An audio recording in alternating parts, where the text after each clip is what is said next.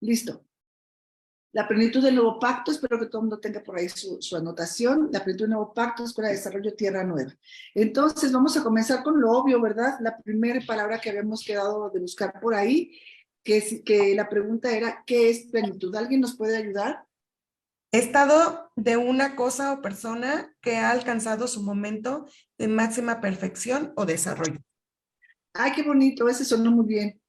Momento de máxima perfección o desarrollo, ok. ¿Alguien tiene otra? Fer, querías levantaste la mano, dime.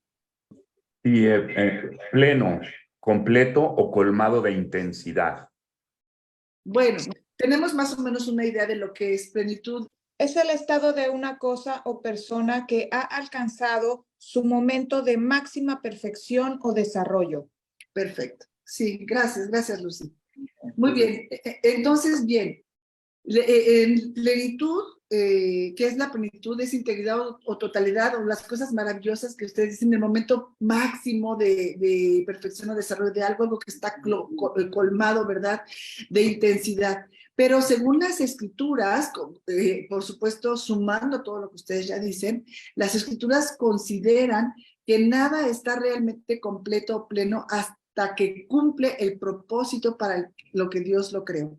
Esto es bien interesante y es muy bonito porque aunque se tenga todo lo que se necesite tener, si aquello que se tiene, aunque se está colmado y que está en una muy buena expresión, no se utiliza para aquello para lo cual Dios lo creó, entonces no está en plenitud, no está pleno. ¿Ok? Entonces, dice Efesios 1:23 en la Nueva Biblia Viviente. La iglesia que es su cuerpo está llena de él. Entonces, dice Efesios 1:23, dice, y la iglesia que es su cuerpo está llena de él, que llena también todo lo que existe. La Reina Valera, que es la que regularmente leemos, dice, la cual es su cuerpo, es decir, la iglesia es su cuerpo, la plenitud de aquel que lo llena, que todo lo llena en todo. Entonces, él es quien da a cada cosa su significado y riqueza esenciales. Cuando hablamos de una riqueza esencial, estamos hablando de las riquezas del ser, del ser de la persona, ¿verdad? O del ser, del motivo de ser de alguna cosa. Entonces, él es el que le da todo un significado y la riqueza misma de ser. Ahora, la plenitud se expresa con mayor claridad en la persona de Jesucristo. Esta plenitud que dijimos que era este momento de máxima perfección, de desarrollo, que tiene un propósito y que lo está cumpliendo, ¿verdad? Que está colmado de intensidad. Estoy usando así como todas las palabras con las que definimos plenitud. Esa plenitud se expresa con mayor claridad en la persona de Jesucristo. Y lo vemos en Colosenses 1:15-19. Y dice, Cristo es la imagen misma del Dios invisible y existe antes de que comenzara, desde antes que Dios comenzara la creación. Cristo mismo es el creador de cuanto existe en los cielos y en la tierra, de lo visible y de lo invisible y de todos los seres que tienen poder, autoridad y dominio. Todo fue creado por medio de Él y para Él. Cristo ya existía antes de todas las cosas y por su poder todas subsisten. Él es la cabeza de ese cuerpo suyo que es la iglesia. Él, que es el principio, fue el primero en resucitar para ser en todo siempre el primero, porque Dios quiso que en el Hijo habitara toda su plenitud. Toda su, ¿qué dijimos? Ese momento máximo de perfección, de desarrollo, estar colmado de intensidad, todo. A Dios le plació que habitara en el Hijo. Por eso decíamos que en Cristo se expresa con mayor claridad la plenitud. Colosenses 2:9 dice, en Cristo habita toda la plenitud, toda, no le falta nada de Dios encarnada en un cuerpo humano. La plenitud de Dios, si es que eso puede caber en una mente natural, ¿verdad? La plenitud de Dios, el completo, el perfecto, el momento máximo, la perfección, ¿verdad? Que habita en él. Toda esta plenitud de Dios está encarnada en un cuerpo humano que es el del Señor Jesús. De él, los verdaderos creyentes recibimos la vida de plenitud divina. Por acá dice Adrián, estado de bienestar, integridad, desarrollo y el equilibrio que un individuo siente cuando todo en su vida está bien. ¡Wow! Esta también estuvo muy buena, Adrián, me gustó. Ok, entonces es bueno que estas definiciones las vayamos interiorizando para que cuando hablemos de plenitud, todo esto se vuelve un todo en nosotros, ¿verdad? Entonces, en el Evangelio de Juan está presente la idea de plenitud divina. Bueno, parafraseando lo que acaba de escribir, por ejemplo, Adrián, en el Evangelio de Juan está presente la idea de plenitud divina, es decir, esta integridad, desarrollo, equilibrio, de alguien que siente que todo está bien porque, como dicen en las otras definiciones, está en su momento de máxima perfección, de desarrollo y está colmado de identidad. En el Evangelio de Juan está presente esta idea de plenitud divina que mora en un lugar concreto, que lo acabamos de mencionar, ¿verdad? Que es Jesucristo, que es el Logos, que es el Verbo. Entonces dice en Juan 1:16, de su plenitud, todos nosotros recibimos gracia sobre gracia. Es decir, un aumento de Cristo. Hemos recibido, recuerden que hemos dicho que la gracia es Cristo. Al recibir esa gracia, ¿verdad? Nosotros vamos aumentando en este conocimiento y en este entender la gracia, y esa gracia se va aumentando en nosotros, y esta gracia, ¿verdad? Es un aumento de Cristo en nosotros. En la versión NTV, este mismo versículo, que es Juan 1:16, dice, de su abundancia, todos hemos recibido una bendición inmerecida tras otra. Es decir, recibimos salvación que no merecíamos, recibimos perdón que no merecíamos, recibimos justificación que no merecíamos, recibimos vida, recibimos redención y hemos recibido una bendición tras otra, gracia tras otra. Esto es lo que estaba incluido en Cristo. Hemos recibido sabiduría, paz, gozo, visión, entendimiento, amor, revelación. Hemos recibido la totalidad de los poderes divinos, de los atributos.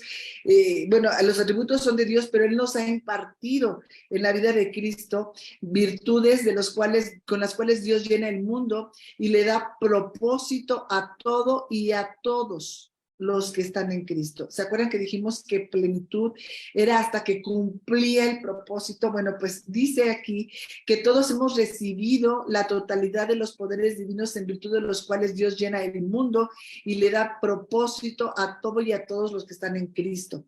Cuando decimos estos poderes, no quiere decir que claramente el Espíritu Santo es un espíritu de poder, pero queremos decir que todas estas cosas como la sabiduría, la paz, el gozo, la visión, el entendimiento, la revelación, nos fueron dadas en Cristo, y con eso nosotros podemos cumplir el propósito. Leí, no sé explicarte, ¿verdad?, si esto es tan cierto como lo que te voy a decir, pero no lo dudaré yo ni por un instante, que todos los granos de arena, así pequeñitos, que hay en todas las playas del mundo, conocidas y no conocidas, son bastante menos en número que las estrellas que están en el universo.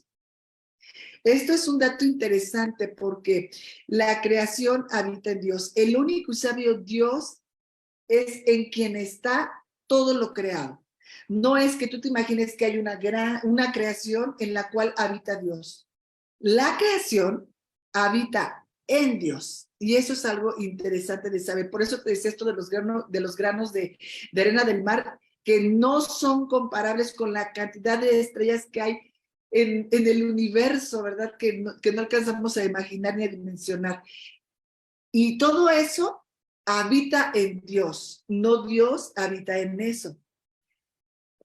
Dice que en él habita la creación. Vamos a ver primer libro de Reyes 8:27, que dice, pero es verdad que Dios morará sobre... Este es uno de los versículos que no están, así que ahí en la sección de versículos puedes agregarlo.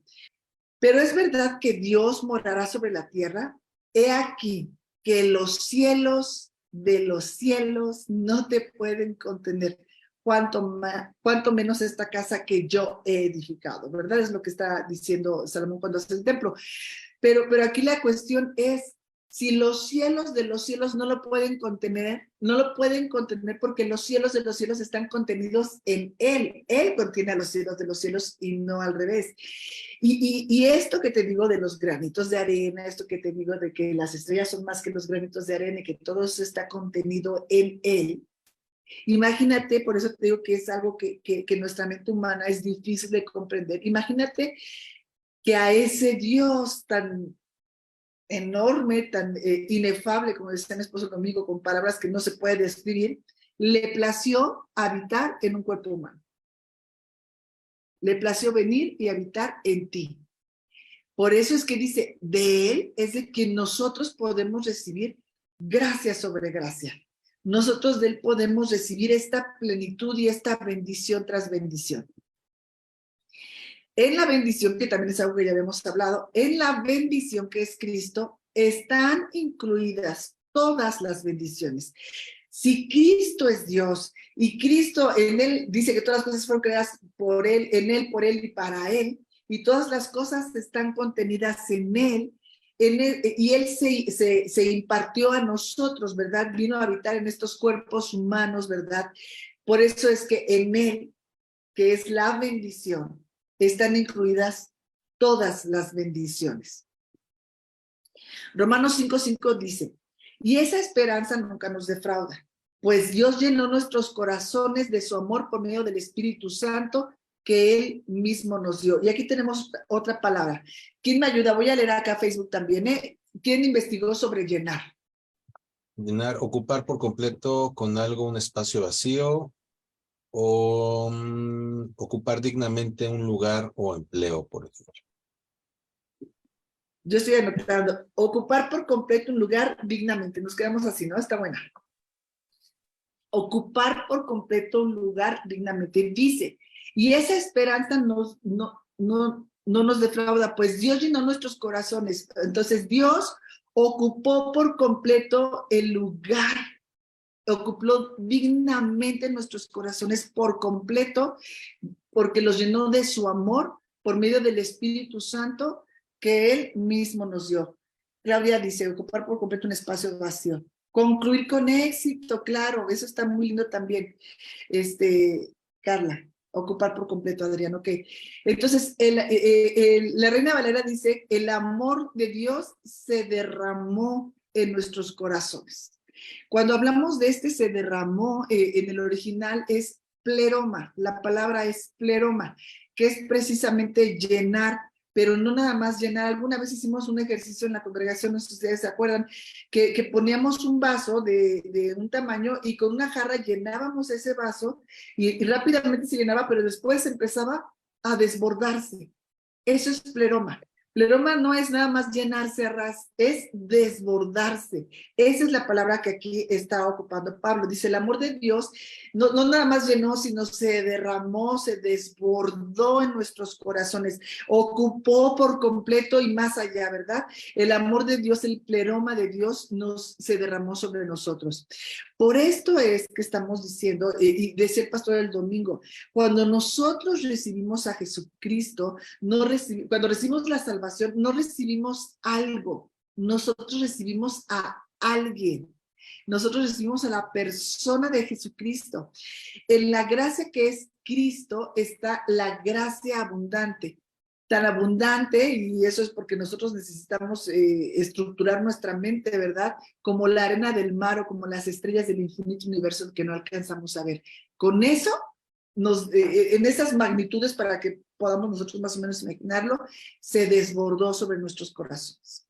La Iglesia de Jesucristo es llamada a perseverar en la doctrina de los apóstoles, es decir, en la mentalidad apostólica, que es la revelación de la persona del Señor Jesucristo. Esto es importante porque nosotros, los apóstoles, cuando están escribiendo, ¿verdad? Ya en el Nuevo Testamento, cuando están dejando todo este legado para nosotros y para todas las generaciones que estén por venir, ellos tienen una mentalidad, ellos entienden algo. y ellos tienen que transmitir lo que entienden. Y esto lo podemos ver, por ejemplo, esta parte que te digo que somos llamados a perseverar en la doctrina de los apóstoles, es decir, en la mentalidad que ellos tenían, lo dice Efesios 2:20, que dice, juntos constituimos su casa, la cual está edificada sobre el fundamento. Yo siempre te digo, si tu Biblia está a mano, por favor, subraya fundamento. Juntos constituimos su casa, la cual está edificada sobre el fundamento de los apóstoles y los profetas. Y la piedra principal es Cristo Jesús mismo. Dice entonces que tenemos que edificar esta casa que es Cristo, el edificio es Cristo, ¿verdad? Sobre el fundamento de los apóstoles y los profetas, que es Cristo. Es que Cristo es el cimiento, Cristo es el edificio, Cristo es el material de construcción, Cristo es todo lo que hay que edificar. Pero sobre el fundamento, este es el fundamento de los profetas y de los apóstoles. Vamos a ver Colosenses 1:16 al 17, y dice, Cristo mismo es el creador de cuanto existe en los cielos y en la tierra, de lo visible y de lo invisible, y de todos los seres que tienen poder, autoridad y dominio. Todo fue creado por medio de Él y para Él. Cristo ya existía antes de todas las cosas y por su poder todas subsisten. Y esto es importante, muy, muy importante. Porque Él es el fundamento. Esta es la mentalidad de los apóstoles y los profetas, cuando dice que nosotros tenemos que edificar sobre el fundamento de los apóstoles y los profetas. ¿Qué están diciendo? El fundamento de ellos es Cristo. Por medio de Él y para Él fueron creadas todas las cosas, y Él es el fundamento de todas las cosas. Pero cuando no lo podemos ver, haciendo un poco también alusión a la prédica del domingo, cuando no lo podemos ver, cuando esto no nos es revelado, este fundamento, lo único que podemos hacer es imaginarlo. No lo vemos, solo lo imaginamos. Y esto no es algo que nos pasa nada más a nosotros, también le pasó a los antiguos. Ellos se llenaron de rudimentos y de costumbres, de religiosidad, de experiencias personales que no quisieron, y muchos hasta el día de hoy no quieren remover, y dejan en oculto el fundamento eterno. El problema está en que nosotros que estamos, vayamos más allá, más que llamarnos cristianos, tenemos que asegurarnos de estar en Cristo, ¿verdad? Que estamos en Cristo y que solamente estemos imaginando cuál es el fundamento, y que nosotros también estemos llenos de rudimentos, llenos de cosas que tenemos que hemos puesto sobre el fundamento y que solamente lo están ocultando. El fundamento está ahí, este nadie lo puede mover, nadie lo puede quitar, nadie lo puede cambiar. Pero sí podemos llenarlo nosotros de religiosidad, de costumbres, de experiencias personales, que la palabra de Dios llama rudimentos, y con eso estar cubriendo el fundamento. Pero nosotros, según lo que acabamos de leer, somos llamados a edificar sobre el fundamento. No somos llamados a poner rudimentos, sino por el fundamento. Porque dice Romanos 11:36, lo que hemos estado ya leyendo en varias cosas, en varias citas. Por Él, de Él y para Él fueron creadas todas las cosas. Él es el fundamento.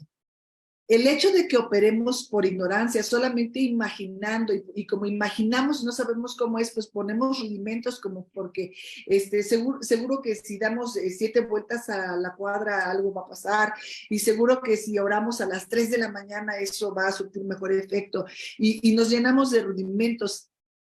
Esto es operar por ignorancia, pero recuerden esto, la ignorancia no disminuye el riesgo de perder la esencia, de cubrir el fundamento y de no estar disfrutando lo que ya recibimos.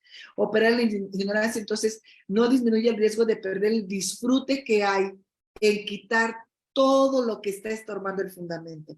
Y esto es algo que debería a la nueva persona en Cristo, ¿verdad?, provocarle un disfrute. Hay tantas cosas que yo he creído que van ahí como parte del fundamento y que no son, que debería resultarnos un deleite quitarlas, pero la mayor parte de las veces son cosas que se sufren, porque hemos vivido con ellas mucho tiempo, porque creemos que nos han funcionado, porque nos gusta la persona que nos las enseñó, porque las hemos practicado por tanto tiempo, porque nosotros mismos las hemos enseñado y qué pena como crees, y tantas cosas, ¿verdad? Entonces, voy a decir una frase que no es correcta, pero creo que la gente de pronto piensa que tal que me echo la salsa y dejo de hacer tal o cual cosa.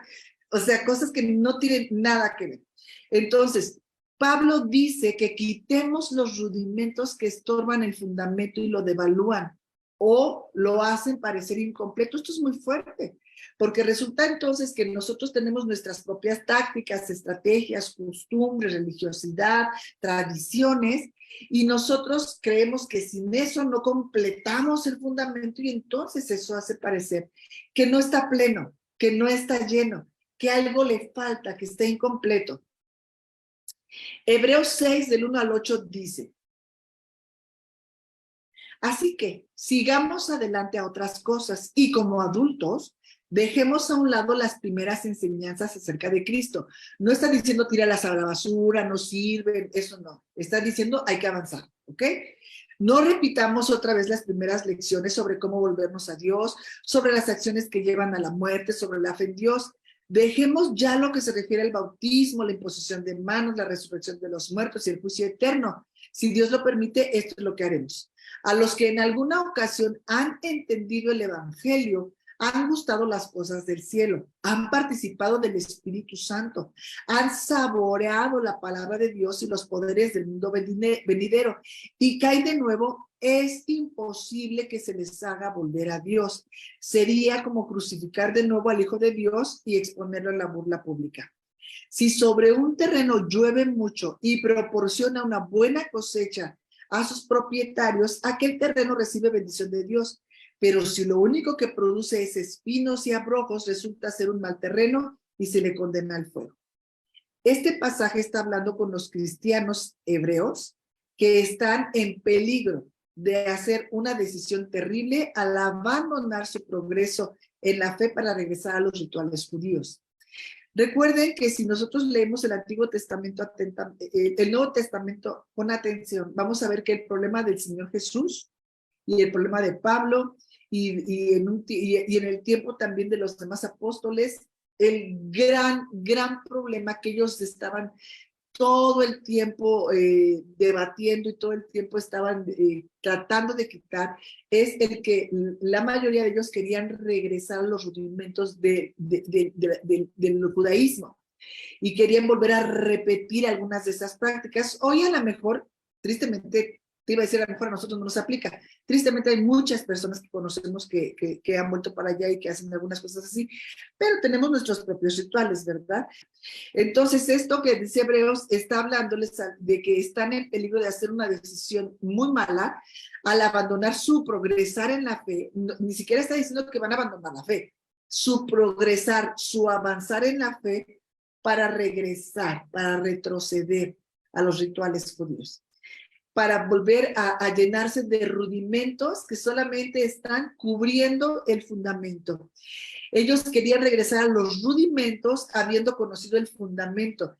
Se entiende que muchos de ellos en esta época de persecución, ¿verdad? Lo hacían por temor a la persecución o por sentir que, bueno, sí está muy bien todo esto de la cruz, y sí, pero como que algo le falta. Y eso a veces también pasa a los que ya estamos hoy acá. Esta es una buena exhortación y advertencia para los cristianos de hoy día también. Dios quiere que nosotros continuemos fielmente en nuestra fe, camino a la madurez. Romanos 8:32 dice: si Dios no dudó al entregar a su Hijo por nosotros, ¿no nos dará también junto con Él todas las cosas? El amor del Padre se expresa en el sacrificio del Hijo, quien logra todas las cosas para los que Dios ama. Creo que aquí el problema de la mayoría de nosotros, con una mentalidad muy humana, es que tendríamos que definir qué son todas las cosas, ¿verdad?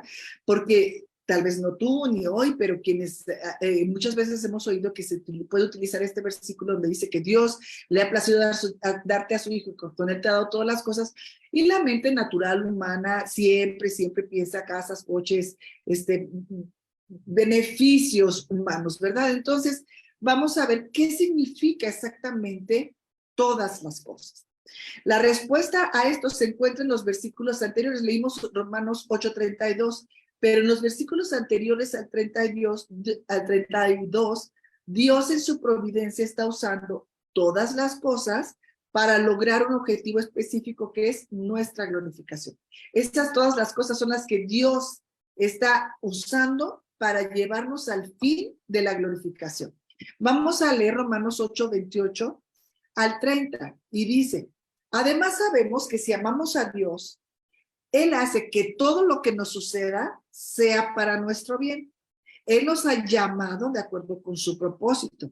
A quienes Dios conoció de antemano, los destinó desde un principio para que sean como su Hijo, para que Él sea mayor entre muchos hermanos. Y a los que predestinó también los llamó, y a los que llamó también los hizo justos, y a los que hizo justos los glorificó. Entonces, cuando decimos todas las cosas, se refiere el para qué. Nos dio todas las cosas, se refiere al fruto final y completo de nuestra redención en gloria.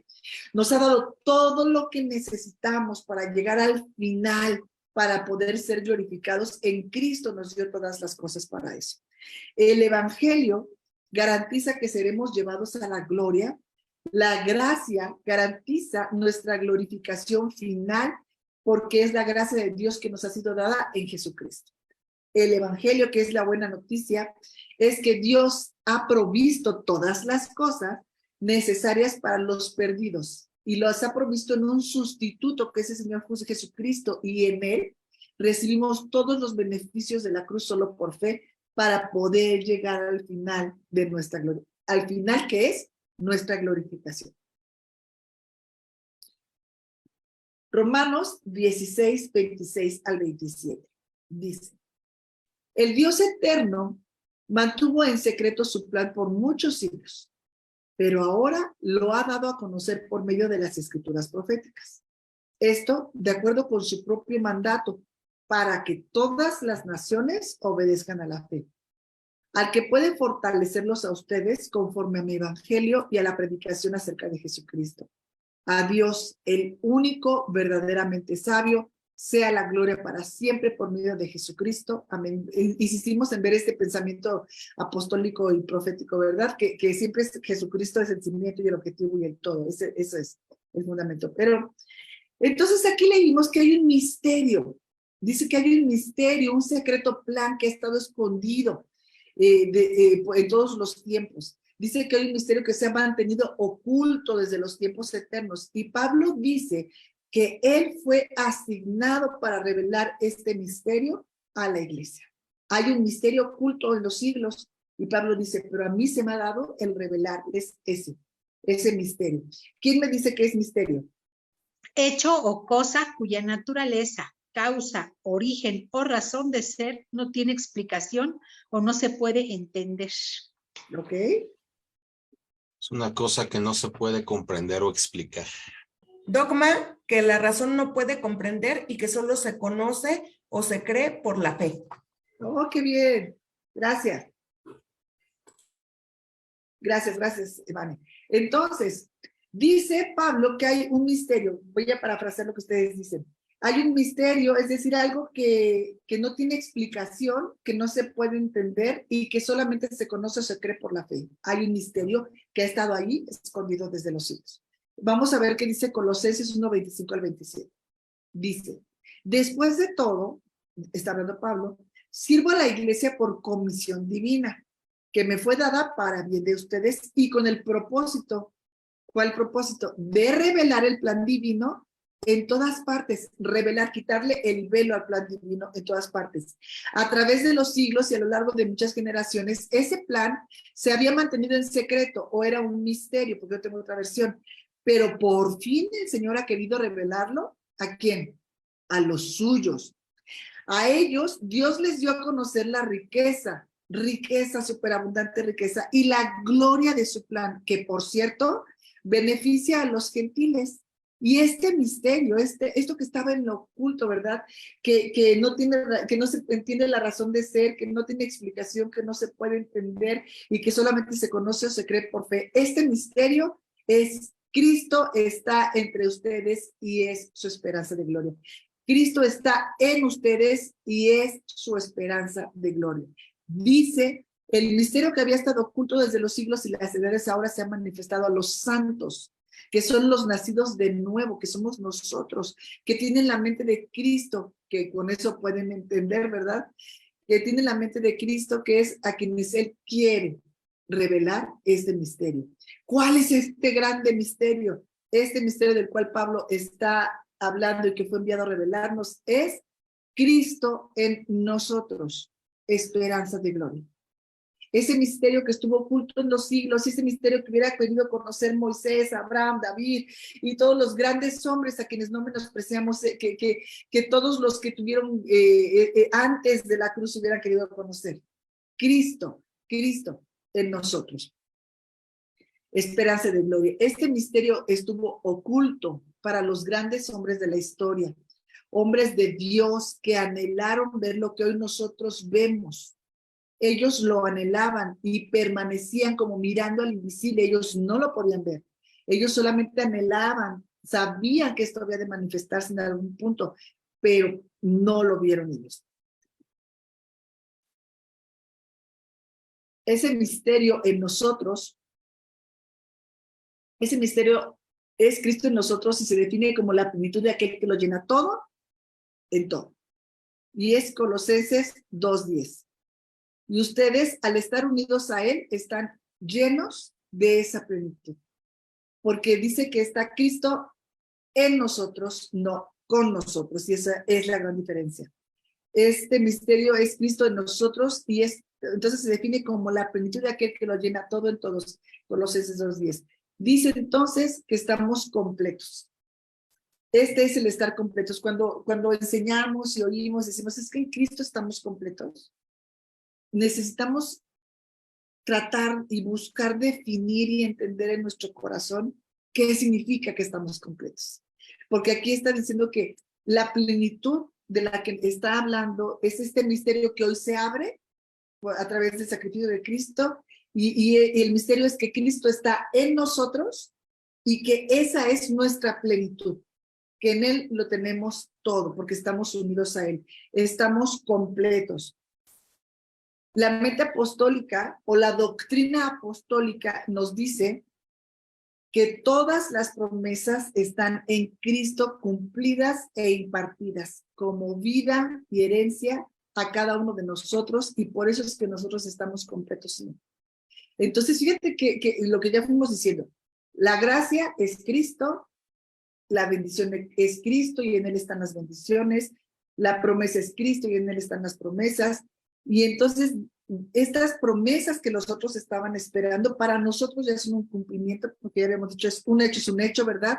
Y nos ha sido impartidas como vida y como herencia, como un derecho legal de herencia a cada uno de los que estamos en Cristo. Por eso es que entonces nosotros podemos decir, estamos completos en Él. Colosenses 3:10 dice, ya se pusieron una ropa nueva, que es la nueva vida que se renueva todo el tiempo hasta que llegue a parecerse a su creador.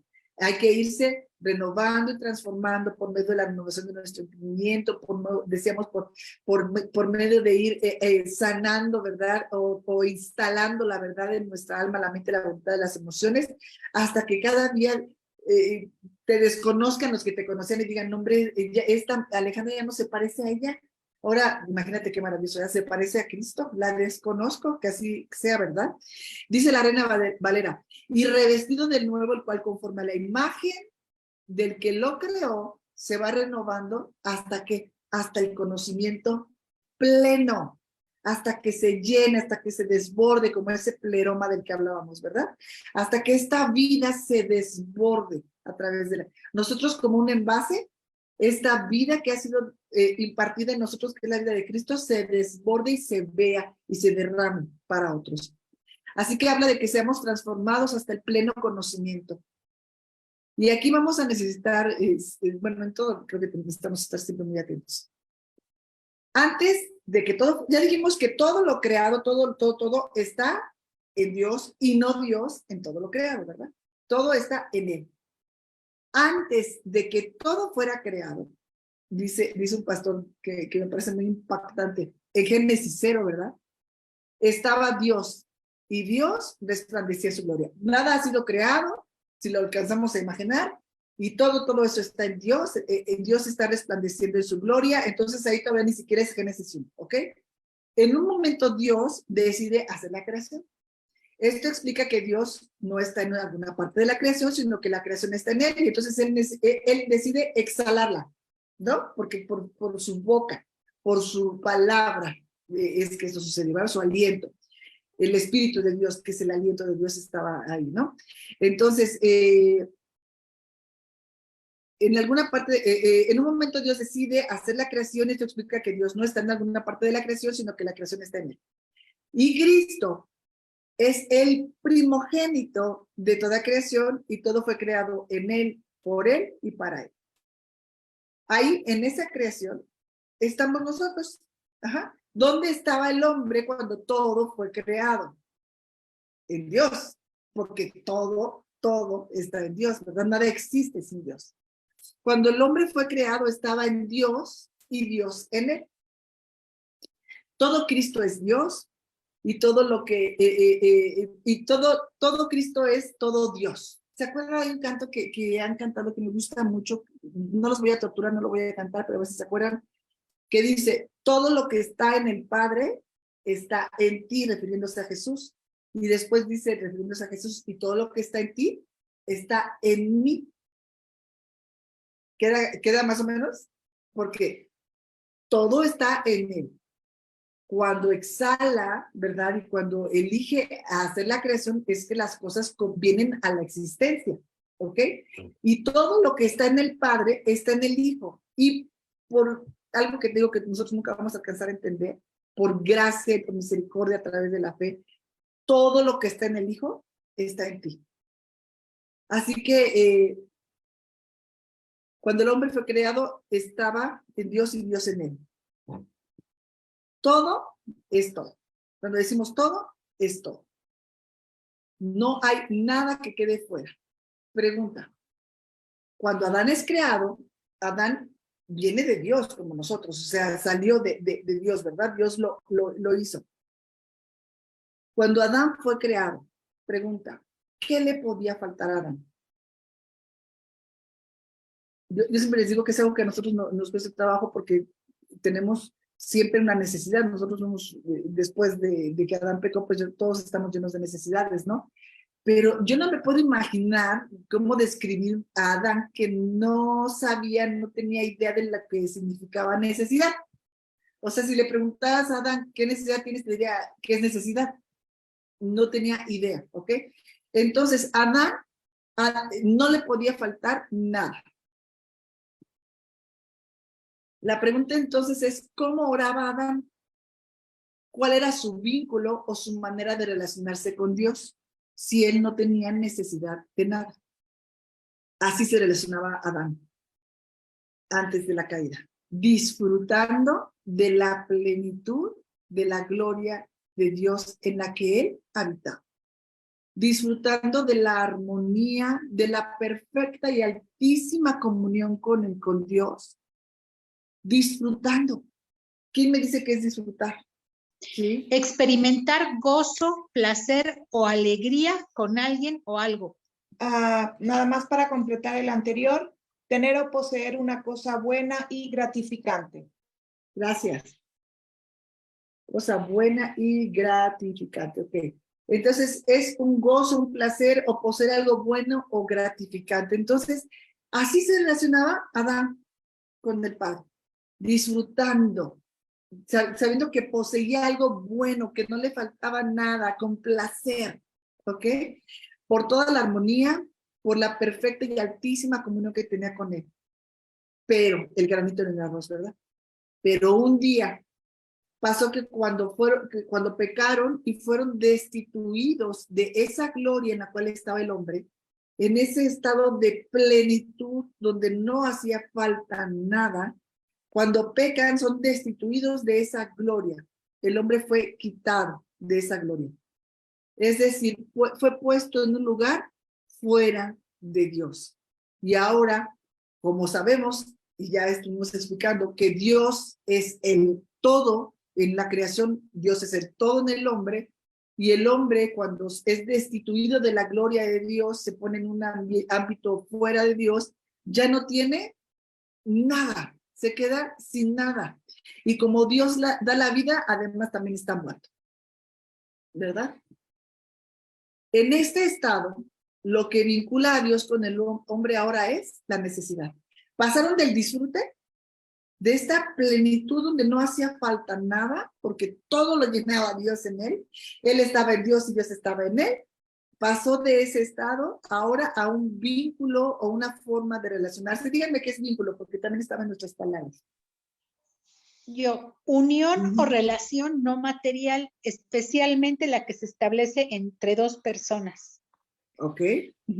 Entonces, decíamos que ahora, cuando es destituido de la gloria de Dios, de ese Dios en él y él en Dios, ahora entonces el vínculo, la manera de relacionarse es a través de la necesidad. Porque ahora el hombre se llenó de necesidad. En un momento y cerrar de ojos, entendió lo que era estar sin Dios, era estar lleno de necesidad. Ahora no tiene nada y ahora entonces todo es dame, dame, dame. Tengo miedo, sáciame, tengo frío, en fin, muchas cosas, ¿verdad? Así es la manera, en este ámbito, en este vínculo de necesidad, es la forma en la que Dios se relacionaba en el antiguo pacto. Pero ahora, y esto es muy importante, nos ha dado a conocer este misterio del cual estamos hablando, que dijimos que es Cristo en nosotros. Así como estaba Dios en Adán, ahora Cristo vino a habitarnos a nosotros. Cristo es la encarnación de su voluntad que nos da a conocer el misterio de su voluntad. Efesios 1:9-10 dice, Dios nos ha revelado el secreto, el misterio que tenía guardado, el plan que hace muchísimo tiempo se había trazado en Cristo. Cuando llegue el tiempo preciso, Dios reunirá todas las cosas, las que están en el cielo y en la tierra, bajo una cabeza que es Cristo. ¿Qué es lo que va a reunir? Todas las cosas, todas. En la dispensación del cumplimiento de los tiempos, así las que están en los cielos como las que están en la tierra. Todo otra vez en Cristo, como había sido en un principio. Le dijimos que todas las cosas las que están en el cielo y en la tierra. ¿Para qué? Para devolvernos al lugar de donde nunca debimos haber salido. ¿Cuál es ese lugar? Su gloria. Ese Dios en él y él en Dios, en ese estado, para volvernos a ese lugar donde nunca debimos haber salido, que es su gloria. Así que Dios reúne todas las cosas en Cristo y nos devuelve al Padre a su gloria, a partir del momento en que ya se revela este misterio. Ahora, el misterio, Cristo en mí, es de estar de vuelta en el estado original, eso es redención, estar de vuelta en el estado original. ¿Cuál es el estado original? Ese estado del primer hombre antes de pecar. Así que ahora nosotros disfrutamos de la paternidad del Padre, disfrutamos de la vida impartida de Cristo, disfrutamos la influencia de Cristo, y todo esto no es por necesidad. Nuestro vínculo con Dios ya no es por necesidad, es por disfrute. Disfrutamos de someternos a sus diseños y todo lo que manifestamos es por Él y para Él, y nosotros lo disfrutamos. De manera natural, por la vida que nos ha sido impartida, no por obligación, sino por disfrute. Así que esto no es algo enseñado, esto no es algo obligado, esto es algo natural y lo estamos disfrutando. No es algo forzado. Déjame recordarte aquello del hijo pródigo que estaba en la casa del padre y lo tenía todo. Cuando se va de la casa del padre pierde todo y entonces no tiene nada. Y él dice, voy a volver a la casa de mi padre porque hasta el más pequeño de los jornaleros tiene pan en su mesa. Y yo estoy muriendo de hambre, no tengo nada. Así que voy a ir a la casa de mi padre y le voy a decir que me haga como a uno de sus jornaleros. Te lo estoy parafraseando. Cuando el padre lo ve, no lo hace uno de sus jornaleros. El padre lo devuelve a su condición original, a la gloria. O sea que le devuelve todo. Cuando le devuelven todo, el hermano mayor dice, Señor, estás haciendo una fiesta grandísima para el que se fue y perdió todo, y yo estuve siempre a tu lado y nunca hiciste una fiesta de esta envergadura para mí. El padre lo mira y le dice, ¿de verdad me estás diciendo esto? Por favor, te pido que abras los ojos y observes y veas. Todo esto es tuyo y siempre lo ha sido. Hay dos cosas que son fundamentales. Nosotros no podemos disfrutar de la plenitud de Cristo si no lo tenemos o si no nos es revelado. El hijo mayor tenía todo, pero actuaba como si no lo tuviera. Ahora, Dios estaba en el antiguo pacto con su pueblo, como les explicaba yo hace un momento, con David, estuvo con Elías, estuvo con Josué, estuvo con todos esos grandes hombres, pero fíjate lo que te digo, estuvo con, si tú estás tomando una nota, escribe así grande, estuvo con ellos. Y eso hace mucha diferencia. Estuvo con Josué, por ejemplo, diciéndole algo que nosotros usamos muchísimo, y que decimos, mira que te mando que te esfuerces y seas valiente, ¿no? Porque yo soy Jehová tu Dios que estoy contigo donde quiera que vayas. Este es un bonito mensaje, es de Dios, es algo que nació en su corazón, pero es algo que nosotros ya no podemos repetir, ya no nos podemos identificar con él, porque nosotros podemos y debemos reconocer que esto fue para Josué, ya no es para nosotros. ¿Por qué es que esto ya no es para nosotros? Porque Dios ya no está contigo. Él está en ti. Y eso significa que todo cambió. Después de la cruz, que es una frontera, todo cambió. Hay un pacto anterior a este, y cuando hablamos del nuevo pacto, no estamos hablando de una nueva moda, no estamos hablando de la corriente de la risa, no estamos hablando de algo que va a pasar en el tiempo, a ver ahora qué se les ocurre más adelante. Estamos hablando de algo que es el fundamento de la mentalidad de los apóstoles, es lo que el Señor Jesucristo vino a establecer, porque el nuevo pacto comienza y se basa en el momento de la cruz. Y ahí es donde empieza y decimos que todo cambió.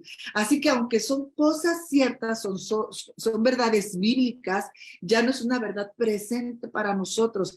Esto era muy bueno para Josué, pero no para nosotros, porque él ya no está con nosotros. Él está en nosotros y todo ha cambiado. Y es muy importante que eso sea muy, muy, muy claro para nosotros, porque nuestro vínculo con Dios cambió. Pasó de necesidad a disfrute como un derecho de herencia. Una de las grandes tragedias de las iglesias, de la iglesia de Cristo, es traer las enseñanzas del antiguo pacto al pacto presente sin hacer distinción. Esto es tremendo porque aquí acabamos de decir, todo ha cambiado. Cambió. Ahora ellos estaban esperando un Mesías, nosotros lo tenemos y lo tenemos impartido como vida en nosotros. Así que todo ha cambiado y es una tragedia traer las cuestiones del antiguo pacto al presente. Esto es porque sería como si Cristo nunca hubiese muerto y resucitado, como si Él no hubiera venido, como si no hubiera pasado nada. Y sí pasó. Pasó lo más maravilloso que jamás hubiera podido haber pasado. Cristo resucitó. El Hijo de Dios se encarnó, habitó entre nosotros y vimos su gloria, gloria como del unigénito. Sí pasó. Y si nosotros estamos trayendo enseñanzas del antiguo pacto al nuevo, estamos invalidando, diciendo que este fundamento no es completo o no es suficiente. Esto, el que el Hijo de Dios se encarnó, habita entre nosotros y vimos su gloria, lo ha cambiado todo, absolutamente todo.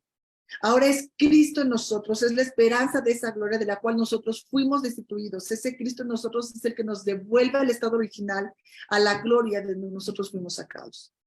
Cuando el Padre nos ha dado a su único Hijo, ya no hay nada más para dar y nada más para pedir.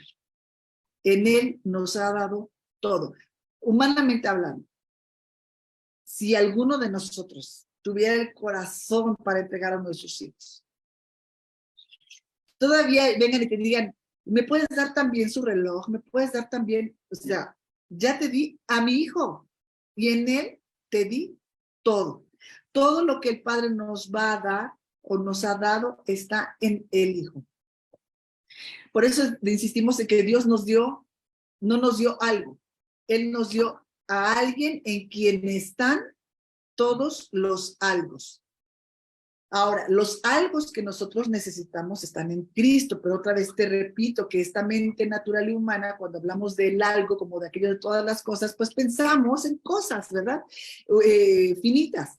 Esos algos que necesitamos para llegar a para producir este fruto, llegar al final, ¿verdad? De todo nuestro proceso, ¿verdad? Hasta ser reunidos nuevamente con Él.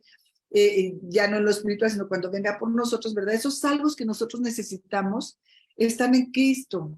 En Él está la salvación, en Él está el gozo, en Él está la alegría, en Cristo está todo. Y todavía, lo increíble es que muchas personas todavía están esperando que pase algo, porque no se les ha revelado el misterio. ¿Cuál es el misterio? Cristo en nosotros. Las cosas, esto es fuerte de entender, pero es una realidad. Las cosas pueden o no suceder en tu vida. Aquello, como dice el poema, aquello que esperas pudiera llegar o no llegar cuando hablamos de algo humano y físico. Pero aquí lo importante es comprender que Cristo ya te pasó, que Cristo ya te sucedió, que esa es la parte importante. Cristo en nosotros es la plenitud de aquel que lo llena todo en todo. Pablo oraba, ustedes se acuerdan, Pablo oraba, Señor, abre sus ojos espirituales. Pablo estaba orando por cosas espirituales, no estaba orando por necesidades que ellos tuvieran. Le decía, abre sus ojos espirituales para que puedan ver el fundamento, para que puedan comprender la altura, la profundidad, la anchura, la longitud del amor de Dios. Fuimos bendecidos ya en Cristo con toda bendición espiritual. Si Cristo está en ti, todas las bendiciones espirituales ya te han sido concedidas. Si nosotros leemos todas las cartas apostólicas, los saludos que en ellas encontremos, nunca vas a encontrar que digan que Dios te bendiga. ¿Por qué? Porque entendían esta plenitud, entendían este fundamento. Había una mentalidad apostólica y comprendamos, las palabras no son inocentes. Las palabras crean imágenes. Yo siempre te digo, te voy a decir una palabra, refrigerador. Cada uno de ustedes vio un refrigerador diferente. Elefante rosa, dice Lore. Cada uno vio algo diferente. Un refrigerador que tiene agua, uno que tiene hielo, que es de 2 puertas, que es de una sola puerta, que es blanco. Cada quien vio uno. Las palabras no son inocentes porque crean imágenes, crean estructuras mentales. Y si nosotros decimos, fuera de una mentalidad apostólica, que es el fundamento del cual nos ha hablado la Escritura, ¿verdad? Si decimos Dios te bendiga, en un punto que va más allá de la cultura, o que nos resulta ya por ósmosis a nosotros los cristianos, si vamos más allá de eso, la manera en que nos expresamos no es inocente. Porque las palabras no son inocentes. No quiero decir que las estemos diciendo con malicia, sino que comprendamos que contaminan, que enferman y que contribuyen a fortalecer una estructura rudimentaria en la iglesia. ¿Qué significa esto? Que continúa y contribuye a tapar el fundamento, a cubrir el fundamento que es Cristo, que ya vino, que se encarnó, que murió, que resucitó, que pagó por nosotros, que vimos su gloria, y sí pasó. Eso es lo que ya no podemos permitirnos. Entonces, esto significaría que en cierta medida no se nos ha revelado este misterio. ¿Qué misterio? Cristo en nosotros, ¿verdad? Mateo 6:33 dice, lo más importante es que primero busquen el reino de Dios y hagan lo que es justo. Así Dios les proporcionará todo lo que necesiten. En otros, en la Reina Valera dice que todas las cosas vendrán por añadidura. Entonces, buscar el reino no son cosas. Ahí está hablando en Mateo que primero es el reino y que todas las demás cosas van a venir por añadidura. Buscar el reino no es buscar cosas, porque dice Romanos 14, no recuerdo el versículo, que el reino no es comida, no es bebida. Justicia, gozo y paz en el Espíritu. Ese es el reino que buscamos. Ahora, una vez más, pues cuando hablamos de añadiduras, tenemos que definir. Creo que no puse la palabra añadidura, ¿verdad? No la puse, ok. Perdónenme, pero es una de las palabras que podemos aumentar a las que tenemos que investigar. Y añadidura, entonces es agregar, aumentar, ampliar, anexar algo secundario. Es un poco extraño, pero es algo que, no sé si sea una buena expresión, pero es el pilón. Tú vas por tu kilo de queso y ya pesó 1 kilo aquello, pero te ponen un pedacito más. Ese es el pilón, es una añadidura. Te están añadiendo algo que está completo. Entonces, hay algo que buscar, que es el reino, y hay algo que llegará, que es la añadidura, como consecuencia de buscar lo que es importante. Una añadidura es algo que se agrega a algo, a lo primero que es más importante. En relación a nuestra relación con Dios, lo más importante es la salvación que hemos alcanzado en Cristo, crucificado y resucitado. Dios añade o aumenta a esta salvación cosas que vemos reflejadas en nuestras vidas para disfrute y o cumplimiento del propósito de la asignación. Pero hay cosas que se pueden añadir a la vida de alguien y no a la mía. Estas son cosas, pero las espirituales son para todos los que hemos creído. Las otras, las añadiduras, pueden ser diferentes para cada quien, pero eso ya no es parte de la bendición o del reino. Entonces, la diferencia. Añadidura la podemos entender en términos humanos, físicos y temporales. Ahí sí podemos decir cosas. Ajá. Y la bendición es espiritual y es eterna. Te tengo que repetir nuevamente que Nuevo Pacto no es una moda, no es una frase, sino es nuestra realidad gobernante por la causa de Cristo. No es una moda que se va a pasar, no es algo que de pronto se le ocurrió a alguien. Esto es lo que podemos ver. Lo hablamos cuando en la cena del Señor, cuando dice Pablo, ¿verdad? Que recordando al Señor Jesucristo que tomen esta copa porque es el pacto. De eso estamos hablando, ¿verdad? No es una moda.